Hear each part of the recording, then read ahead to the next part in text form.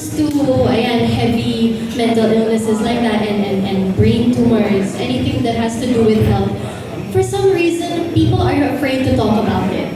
So I hope that because of our characters and because of our story, even though it does not touch entirely on that, I hope that it could spark a conversation for them and for people who are going through mental health illnesses. I hope that they could be inspired by our characters and by our story. Thank you. Very universal. Yes, opo.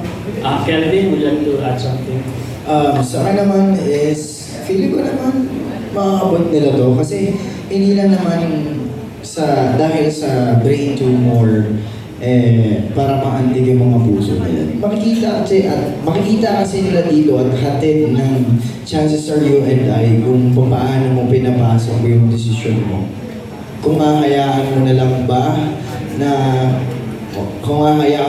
ba na natadhana ang magdesisyon sa'yo o ikaw mismo ang magdedesisyon para sa tadhana. Isa pa yung family, OFW, lahat Hindi siya basta-basta romance lang eh. Alam naman natin na lahat tayo may ganyan ng drama sa buhay. And then, hatid ng siya para sa ating lahat is to, alam niyo yun, don't give up on everything. Lahat ng bagay merong solusyon, may dahilan bakit yan ipinagkaloob sa'yo.